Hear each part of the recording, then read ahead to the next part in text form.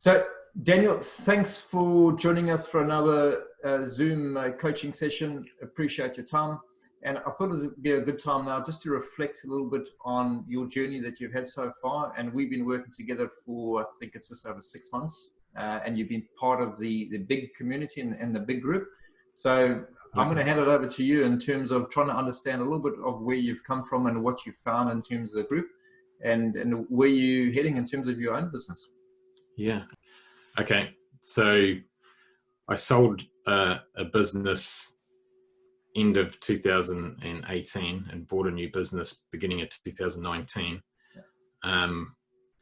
And I got out from being under a franchise, which is good, but that also had its benefit in the fact that we had sales meetings and we had franchise meetings and that. So coming out from that, while I'm now a free agent, I guess, I still needed to connect with people because I miss connecting with other people and bouncing ideas around, which is what we kind of did at our franchisee meetings. Yeah. And so I find that big is actually, it fills that gap. It's the same type of thing, albeit we're different businesses. We're not all the same business like with the franchisee. But then you get insights into other people's business and how different things work as well. So one of the biggest takeaways that I'd actually had was when we came into COVID and I was thinking, okay, what's the economy going to do? Do I need to diversify and start focusing? At that stage, I started to set the business up to specifically aim at doing minor dwellings and granny flats. And I was thinking, are people going to still buy that?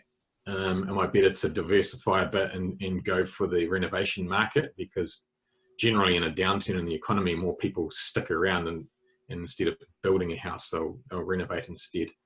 But I had you telling me, hey, look, there's still going to be a market out there for your product. Don't split yourself thin and spread yourself thin over different things where you're not going to be able to focus enough on one thing and do a great job at that one thing.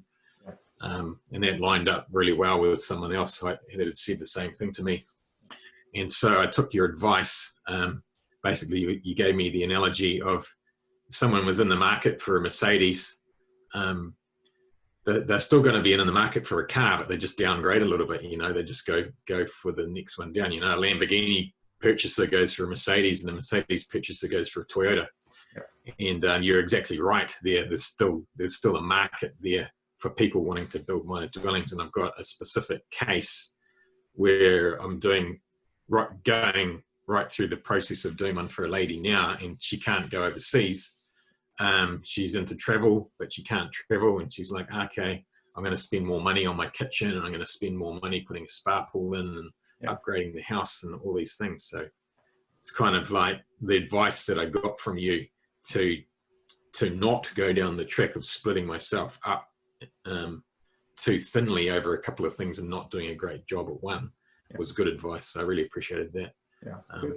So it's given me focus, and I've been able to focus on the one thing and do the one thing well. Good. Yeah. Good. Okay. And a question for you, and this comes from a little bit of a side angle, Daniel. In terms of any SME business owner that would consider maybe one-on-one coaching or maybe joining a group like BIG, which is the Business Improvement Group, what do you think they needed to be asking themselves for themselves to understand if this is what they require? Okay, they really got to ask themselves, how ambitious are they? How happy are they with their business where it is at the moment? Do they want to grow? Do they want to improve? Do they want to keep up with technology? Or are they going to get left behind if they don't? So these are some of the questions that you've got to be thinking. Personally, myself, I'm quite ambitious. I've got some big goals. I want to franchise my business and go national. And having a group of other like-minded business owners to bounce ideas off. One thing I found really beneficial actually was Toby, when we were talking about my lead magnet and setting it all up, he had some really good comments and said, hey, have you thought about not giving it the whole lot to them at once, which is going to cause overwhelm, and just break it down so it's easier to digest. And I really took that on board.